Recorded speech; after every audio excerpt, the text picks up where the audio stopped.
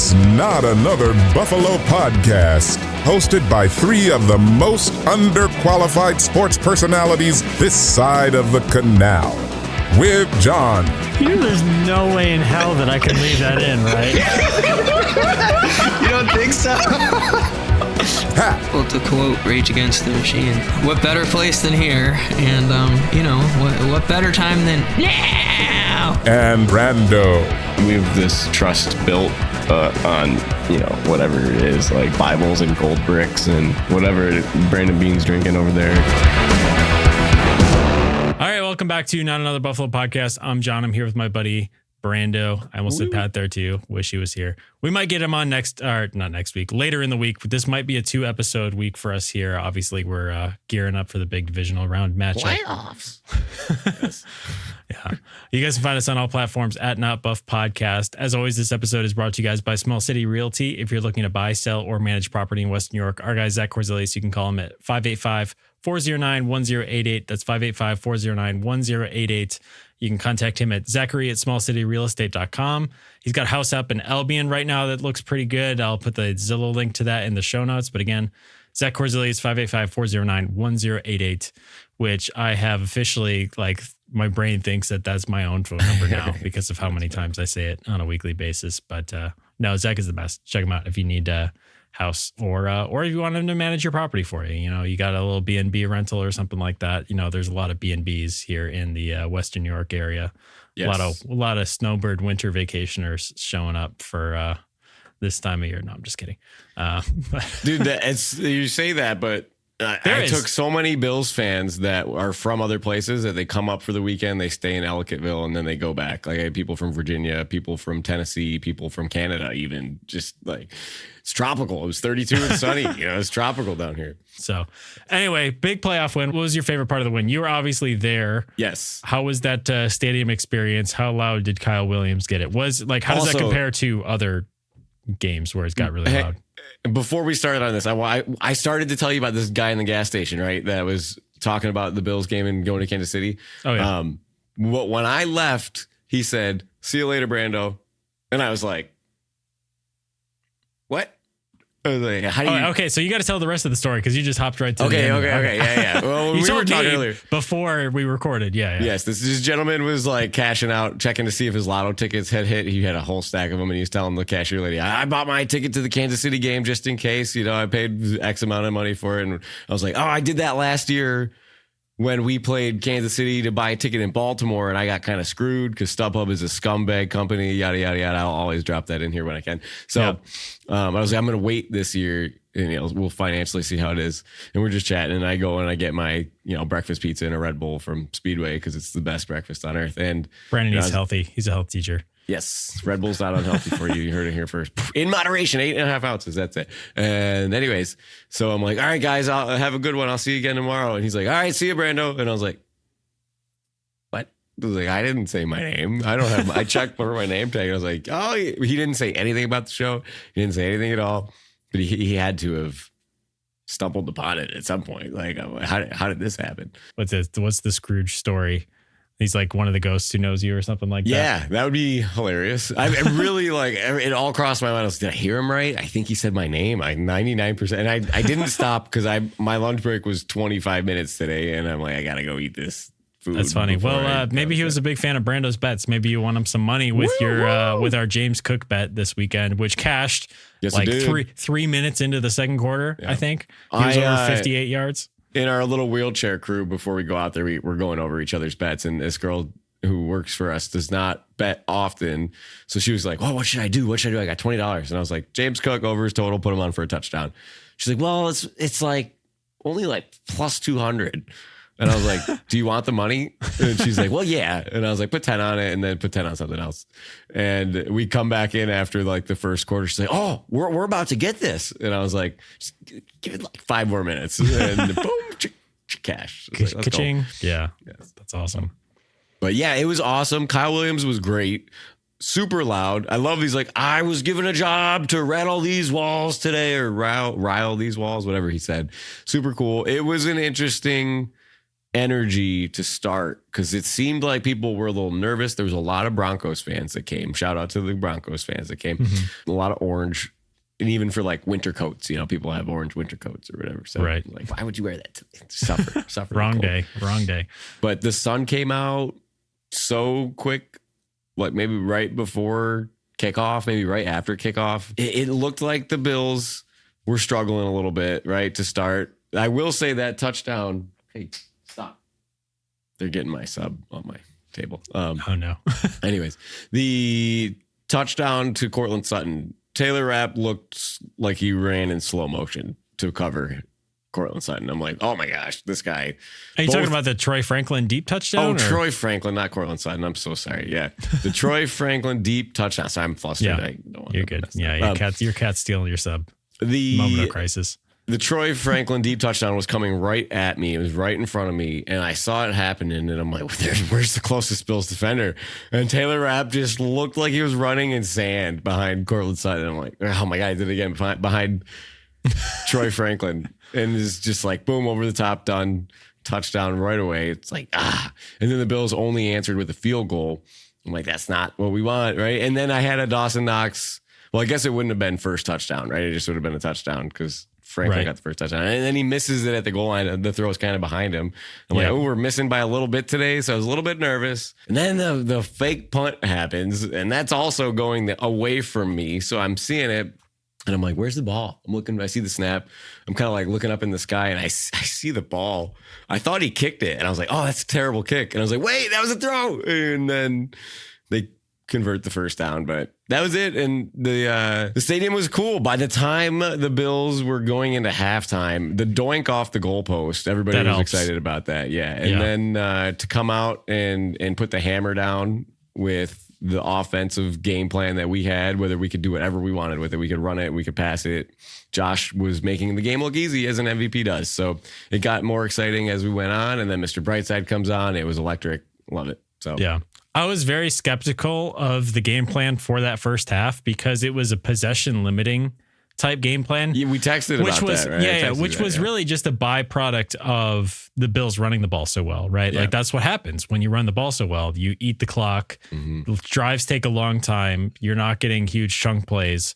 And that clock just keeps moving. You're not running out of bounds. You're not doing, and even when you run out of bounds, if you're not under 4 minutes or whatever it is, 2 minutes, maybe at that point, the clock starts running again after you give the ball back to the official. So like, I don't know. I didn't love that because the Bills had 3 first half possessions and they had 10 points at that point, had a couple of stalled red zone stuff. And then maybe one punt in the first half. I can't quite remember. Yes. Sam Martin punted in the first half. Yeah.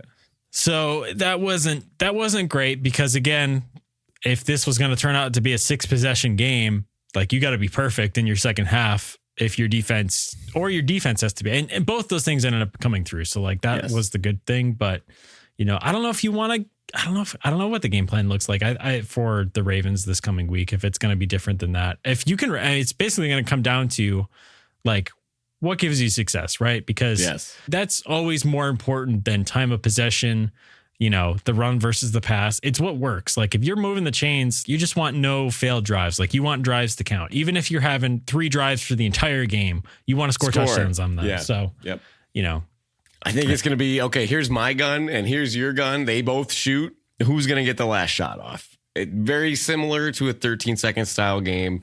Very similar to... what's another shootout that we've been in? The Rams game where something that happens in the game that is not called for. Somebody steals a possession with a block punt or they score on special teams. Maybe it's a pick 6. We haven't seen one of those in a little while. Something in one of these games like this is what tilts the tide.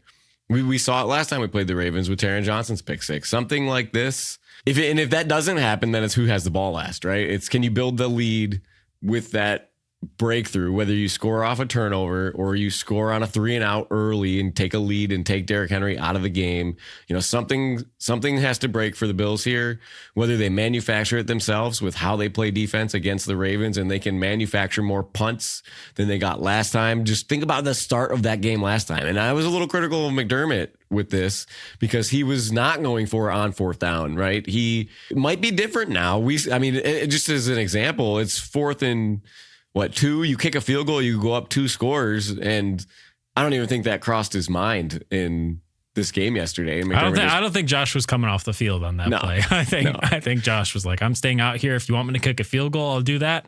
But I'm not going to the sideline right now. So I think this is a good question, John. Who has the coaching advantage? Because on paper, you might say Harbaugh because he hasn't really messed up any chances for the Ravens in the playoffs. Lamar has been the person that wrecks their chances, unless you want to call the play calling in that Ravens game last year against the Chiefs where they ran the ball like 12 times total when they should have been running the ball more. But the McDermott issues is, it's recorded. We know what's the matter. But if you can get a Harbaugh in a few of these 4th and 3 at the 50, or you can get him in like 4th and 4 where it might be 50-50 on the analytical scale, but McDermott has been the number 2 coach. I mean, Dan Campbell withstanding is just such an outlier on what he does. Right. So he's on if you can planet. put the pressure on Harbaugh to make gutsy decisions, we'll see what happens, right? We got to get them in the position to see if they can make a mistake. And can this Bills defense capitalize on it?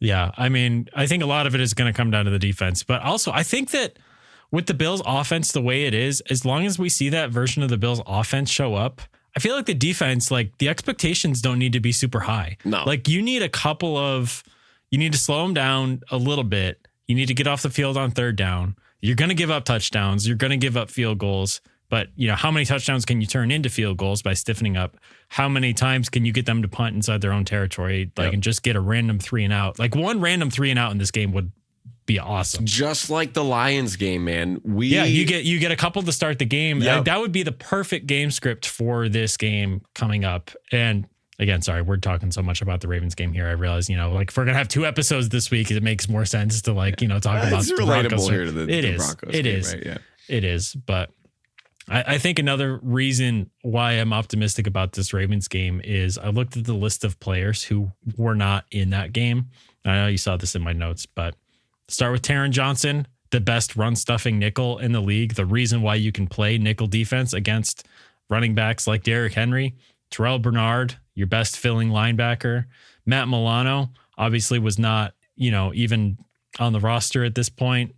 Well, he was on the injured reserve at this point. And then Amari Cooper, which is basically your main weapon on the outside, which was kind of a response to this game and the Texans game. Did this happen right? Did the trade for Cooper, when did it come? Like 2 weeks after this? I think it was 2 weeks. I think it was 2 weeks after this. It might have been right after the Texans game. Yeah. And then not for nothing, Khalil Shakir on a bum leg 20 minutes into the game, right? And he was so clutch yesterday too. He's just so reliable. Muscle hamster. That first reception that he had for 15 yards, Josh, there was 3 guys on him from my vantage point. When I saw that, I was like, oh, well, thank God Josh has it today, because that's the one thing that can screw you is if Josh doesn't have it today, you're asking a lot for the rest of your team. But when I saw that throw, I was like, good God. Yes. Like he's on it. You list those players on top of what Josh has been bringing. I thought there was a moment yesterday in the game. Maybe you remember this. Josh Allen looked like he was going to go deep. He had Mac Hollins streaking down the sideline, and he steps into the pocket with that little hitch like, oh, I'm going for it. Mac Hollins, from my view, he's running towards me. He's not open. He's double covered. He's like so far down the field, and in a second, I'm like, oh no, don't throw this, Josh. Because like that's something we've seen him do. And he stops and he throws it almost laterally to his running back, who picks up like 8 yards and keeps the offense ahead of the sticks. And right then and there, I was like, this is our time. I'm like, this is Josh right here. Prime Josh Allen, superstar moment. What other team is so excited about their quarterback taking a check down besides us? What other team? It was cool. It's one of those things that, I get lucky to see in the stadium, like visually see Mac Hollins completely double covered and like almost guaranteed an interception if he throws this ball, which we've seen him do so many times, and just boop, running back, go, boom, stay ahead of the sticks. And it was really cool just to appreciate the guy, man. He's so good in the playoffs. You're looking at his numbers, the tweet that we put together about his stats, almost 300 yards a game passing on top of 40-ish a game running, and so many touchdowns.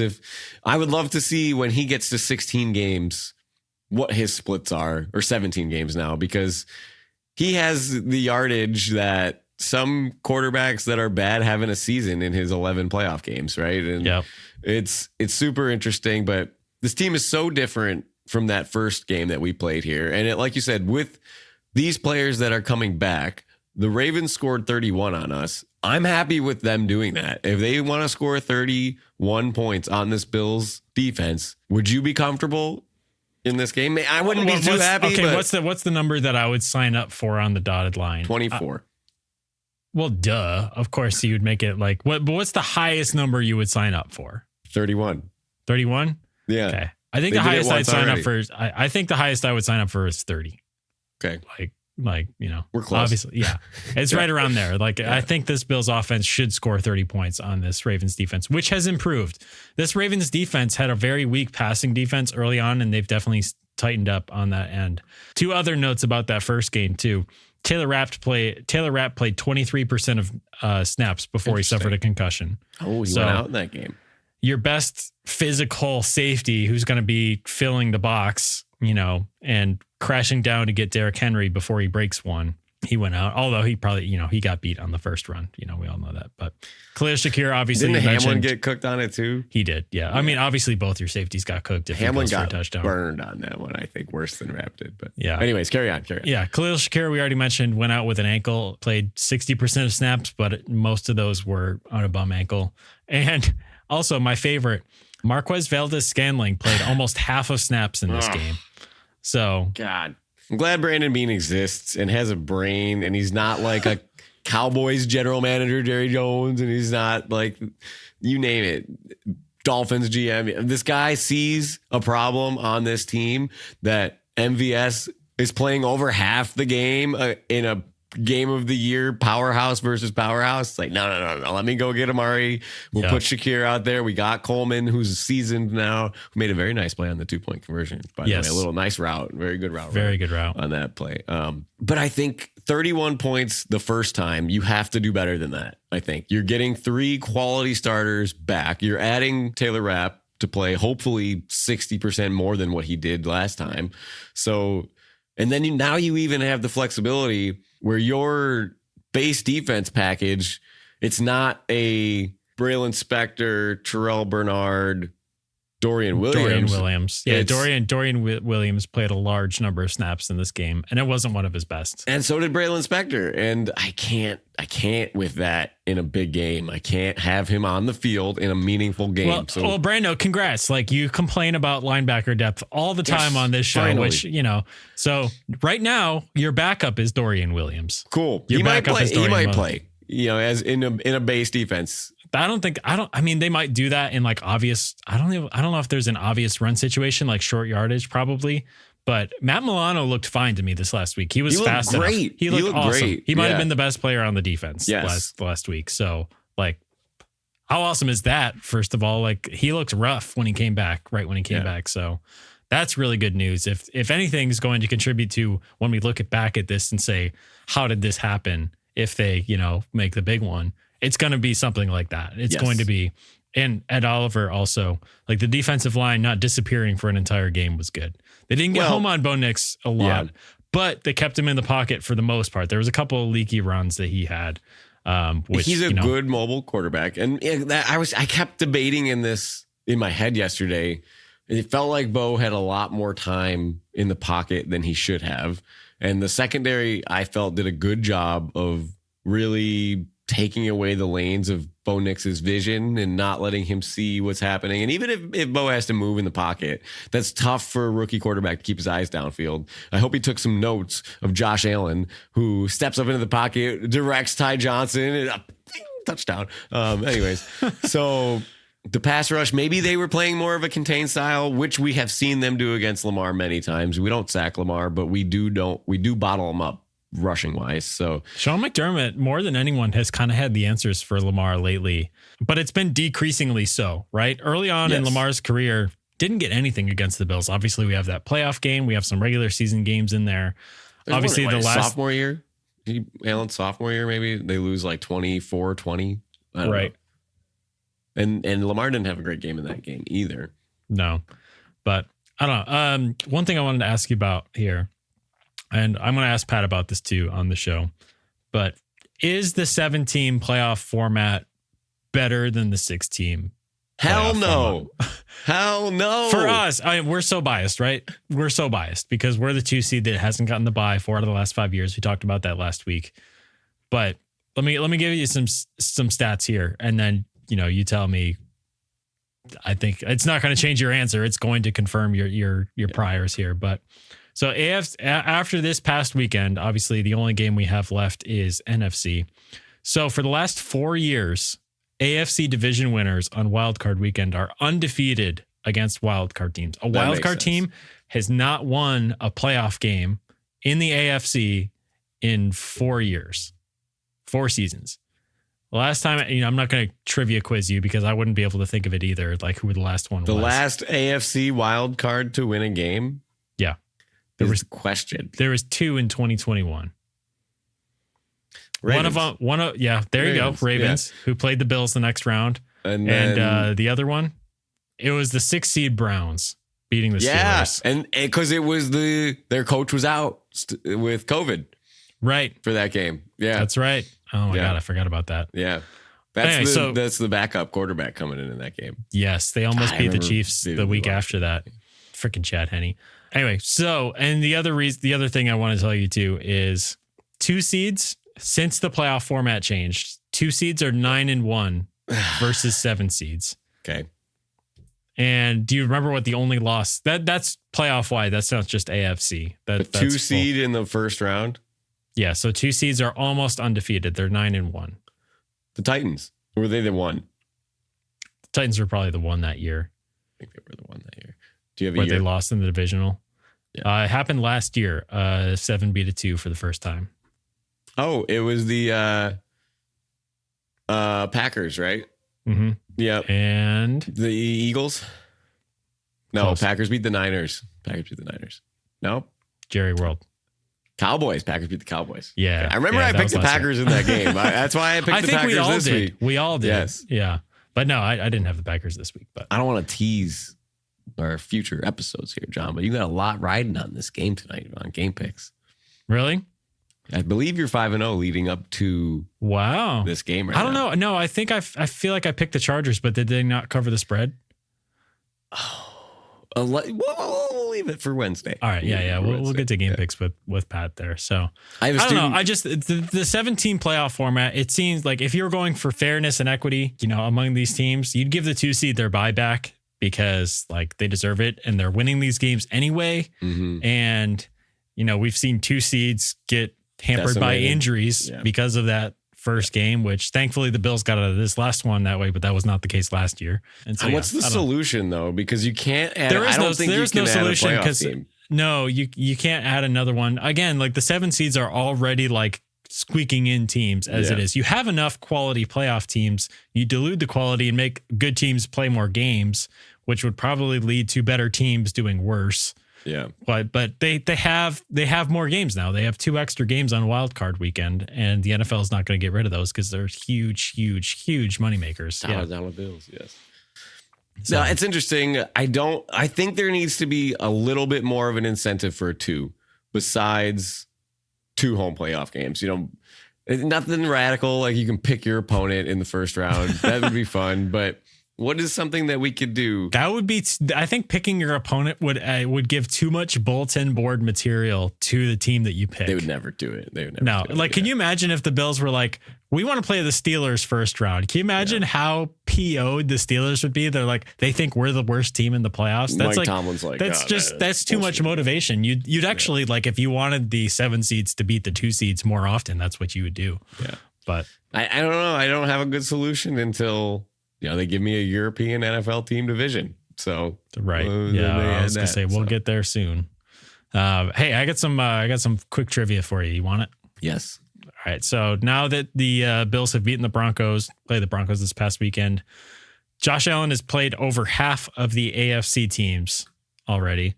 Can you name the 6 AFC teams? Because again, he's played more than half. And is this in the playoffs? In the playoffs. Just for Josh Allen's career, can you name the 6 AFC teams that Josh has not played? Raiders. In the playoffs? How quick can you do it? Yep. Raiders. Let me think about this for a second. Okay. Don't think in the too hard. playoffs. Jets. Yep. Raiders. Yep. Chargers. Yep. Browns. Yep. 2 more. Going through the teams in my head. The divisions. Yeah, that's how I had to do it. I'm too. like blanking on a full division. Titans. Yep. You're almost there. Stay in the same division. Yeah, I am. What's the 4th team in the division? We played the Colts. Jags. There you go. Okay. There it is. I could have extended it to the Bills in the last 6 years or whatever, and then you could cross off Jags too. But so anyway, I'm sure I'll cut some space out of that so it doesn't seem like Brandon was actually sitting there for 5 minutes trying to think of the Jacksonville I was sitting Jaguars. there for about a minute and 40 seconds, according to our timer. All right. Well, it's definitely not going to be that long on the episode. So The playoff story of Josh Allen, it's why I want to go to his games, man. It's must watch TV. It's Michael Jordan's playoff runs. It's LeBron James playoff mode activated. It is. I mean, this is a big pull, but Danny Briere in the playoffs, right? Anybody that elevates their game to superstardom when the pressure is on them.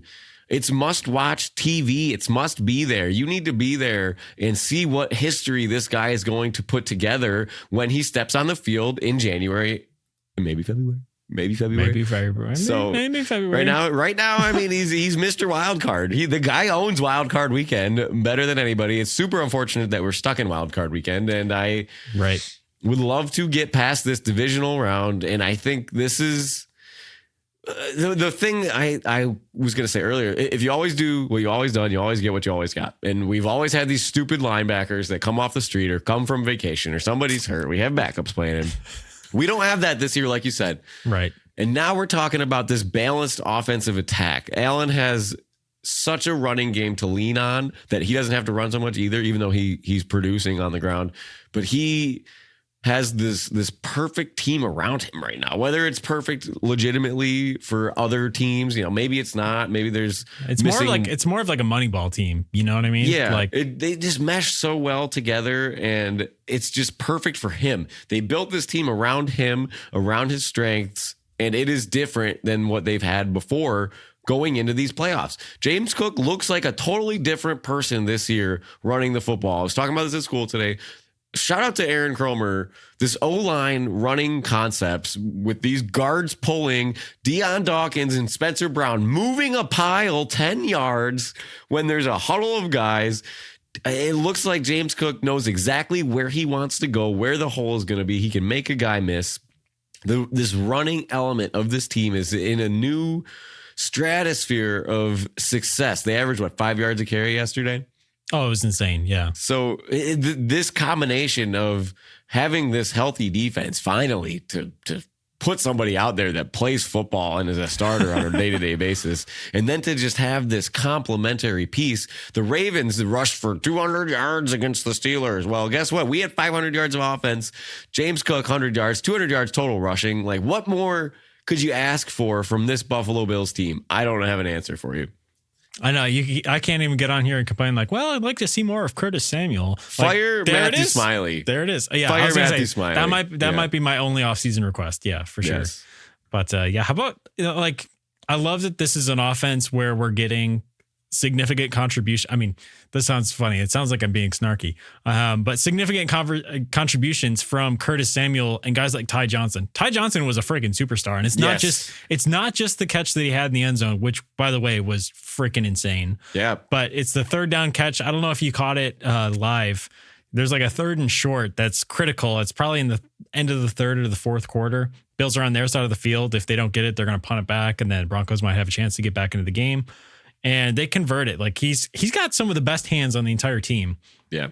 Allen's been raving about him all year, right? I don't remember the play that you're thinking of exactly. I missed a few plays. He's pushing people in the wheelchair, not down the stairs. Doing your job. Doing my job. So I didn't see that one. I'm not off the top of my head remembering it. But that catch in the end zone, man. Did you see the quarterback angle? Of how, again, if these defenders have fingers that are like a foot longer, like they're touching the ball, and that ball was placed perfectly. And Josh is throwing it 25 yards ahead of where he is. So when much the ball leaves his anticipation. hand. I just remember that draft pundits about Josh Allen. This man can't throw with anticipation. And that's why I liked Rosen. He was an anticipatory thrower. There you go. It was like, got it. That's so important in the NFL. And then Troy Aikman and Joe Buck. Troy Aikman said, quarterbacks can't learn accuracy. It's you either have it or you don't. Right. If you Which, don't to have be it, fair, Troy Aikman did come out and say that he was wrong. He said he was wrong. That's what I'm referencing. What Josh Allen did is so unheard of in every way, shape, or form. Like, this man is destiny to win a Super Bowl. God, oh my God, I'm going to freak out over here. It's so exciting. That throw was amazing. If Ty Johnson's shoelace is too long, he's out of bounds. And well, he kind of had one like it last week with Keon Coleman, and Keon couldn't scoop it off the ground. So we've seen it for his entire career. Just to see it now when it matters. This little finger movement that he did, with his gloved up hand, because it's probably still a little broken, but just a little broken. The quarterback angle of it, man, is just so incredible to see how close it was from being tipped. And also, not for nothing, Patrick Surtain, aka NFL Defensive Player of the Year, just got roasted twice yesterday. And Curtis Samuel finally gives me a little bit of credibility now, right? Thank you. The slightest Curtis. Sliver of credibility. Been hammering it all year. They've been saving him for the playoffs, all right? We should have been saving him for the playoffs. Hey, maybe his turf toe's finally feeling better, Takes a long time, man. Turf toe's a lingering injury. Yeah. But do you want to talk about your DraftKings? Oh, Curtis Samuel. I was going to say, so that's this is so anyway, this is so funny. I can't believe we didn't pick Curtis Samuel. Well, I can believe we did. I can believe I didn't. I can believe we didn't pick Curtis Samuel. So anyway, DraftKings has a promo right now called King of the End Zone, where basically if you bet on a guy to score a touchdown, if you bet on the guy who that day has the longest touchdown in the NFL, then you win a share of bonus bets. So the pot is $2 million, and they split it up between all the people who bet on that person. So if you can imagine, so like a guy, like the first night, it was Ladd McConkey had the longest touchdown. 87-yard touchdown. And so everybody got, I want to say it was a $68 bonus bet. And they do this with NBA too. So it's like a $68 bonus bet for everybody, which is not nothing. Like that's a really great bonus bet, And so the less people bet on this person, the bigger your bonus bet is, right?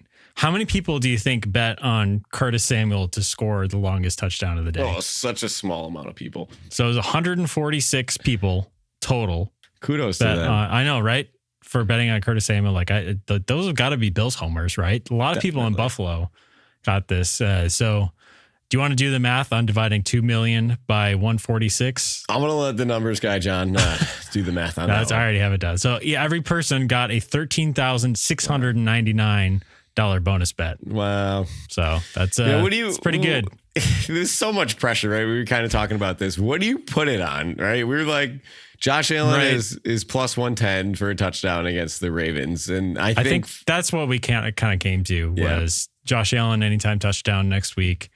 But it's so tempting to be like, okay, if I put this on something that's like, if I put together a little 4-leg parlay here, that's like life-changing money. I mean, again, like 13,000 for us would be life-changing money too. So the minus 400 payout would change my life right now. I was gonna say $1,000 at this point would be great. Yeah. But this is a good little hypothetical, question to think about too. I don't know. It was just funny. So anyway, enjoy your $13,000 free bets, all you Buffalonians who bet on Curtis Samuel to score a touchdown. Plus whatever money you made from betting on Curtis Samuel to score a touchdown. Yeah, I wonder what his odds were. I mean, I couldn't pull it up right now, but it's plus 900. No, he's probably like plus 500, plus 600 or something like that. Bills touchdown players' odds are interesting. We'll get into it here in a little bit, but everybody eats mentality kind of keeps the odds down, I think.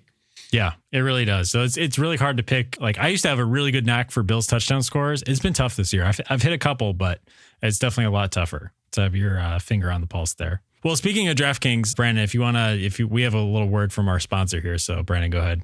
Playoffs. We're talking about playoffs. You bet we are. Get in on the action at DraftKings Sportsbook, an official sports betting partner of the NFL. Scoring touchdowns is key to winning in the playoffs, and you can score big by betting on them at DraftKings, the #1 place to bet touchdowns. Ready to place your first bet? Try betting on something simple like a player to score 6. Go to the DraftKings Sportsbook app and make your pick. Now, we were just talking about if you got that bonus bet and you wanted to put it on Josh Allen plus 110, you're going to double your money, right? You're going to double your money there. Now, the only player that is negative odds for touchdown score anytime is Derrick Henry, right? Really? Oh, James Cook is not negative odds. James Cook plus 105. We like that. That seems to be hitting. I mean, what does he have? 17 touchdowns now in 18 games? In 18 games, yeah. And if you're feeling real saucy and you think Josh Allen is going to slay this demon and show the world that he's the MVP, Josh Allen 2 touchdowns is plus 700.